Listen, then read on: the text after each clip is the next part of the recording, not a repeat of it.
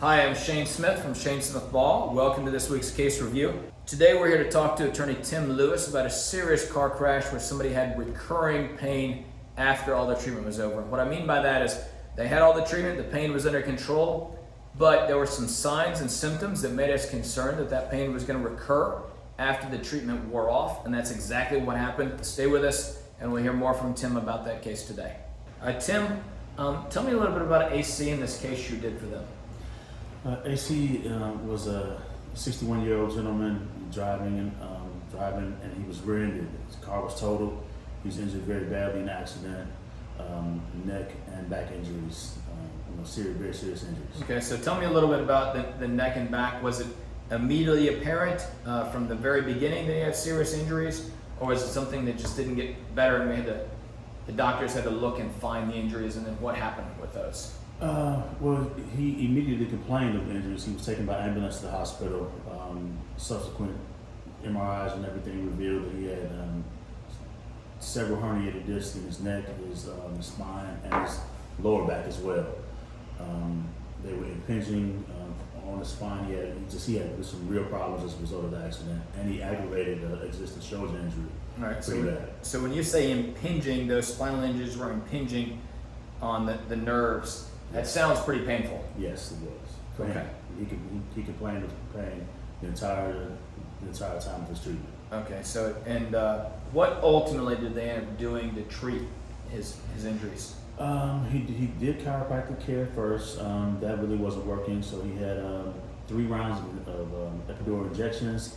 That gave him some relief, and then he ultimately had the ablation to deaden the nerves.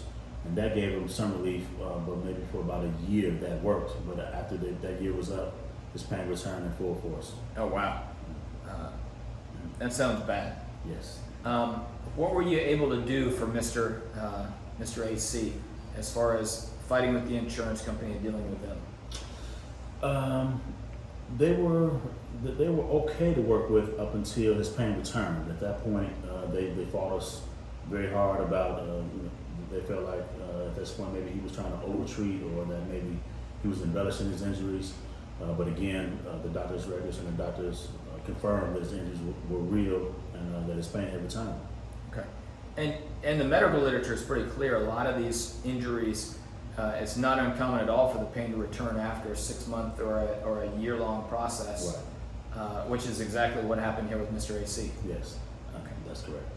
All right. And when his pain returned, were we able to get him any treatment after that, or how did we deal with that as far as Mr. AC? He was recommended for surgery at that point, and he was reluctant to have it. So at this point, the insurance companies were just saying, "Hey, if he's not going to have the surgery, then we're not going to pay anymore."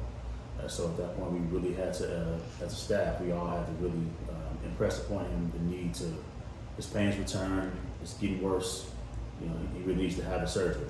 So after several times of all of us, me and my team, we were able to convince him to get the surgery. And what was the alternative if he didn't have the surgery? Just to live with the pain. Okay. And it sounds like from your conversations with him, that pain was pretty severe. Yes. As soon as it came back, and really that really wasn't an option. Right. He was really complaining of pain a lot, but it's just his fear of really undergoing full surgery at this point. Which is a valid fear. I mean, that's a pretty serious thing. Yes. But once he had the surgery, it sounds like his pain got much more under control and a great result. Great result from the surgery. He's doing great at this point. Now that he had the neck fusion surgery, we can turn the attention because the shoulder still bothering him, and it was an aggravation of a pre-existing injury, but it's still bothering him pretty bad. A year and a half after the accident. And so he's been recommended to undergo surgery for that as well. Wow, it sounds like this must have been a horrendous crash. It was. How has the fight gone with the insurance company, and were we able to get a good resolution for Mr. AC? The insurance company, they attended the limits. His insurance company, for his uninsured motorists, the liability carrier attended their limits. We've also have an excess policy that we're in negotiations with as well. Ultimately, after a long fight, we've gotten the limits on the case. All right, well, that sounds wonderful. I mean, anytime we get the insurance limits, we count that a win here because that's all the money under that insurance policy that was available, and we got that for our client. So it sounds like you did a great job for Mr. AC. Thank you. What is something you learned from this case that you'll be able to take forward into some future cases? Just that the pain does return. A lot of times, the clients that they feel good, several months are going past, and they just feel, hey, I'm ready to. It's done, it's over with. But in this case, about a year went past, and the client really had the pain come back in full force. So I really learned that the future care and further treatments are really necessary in the case. Okay. All right. To our listeners, I want to say thanks for listening. Remember, if you're in pain, call Shane, 980-909-9999, or at our free book, The Victim Survival Guide to Car Accidents. We'll be glad to ship it to you. You can find us online or dial 980-999-9999. Stay with us, and next week we'll be going over another case. 980-999-9999. 980-999-9999. Shanesmithlaw.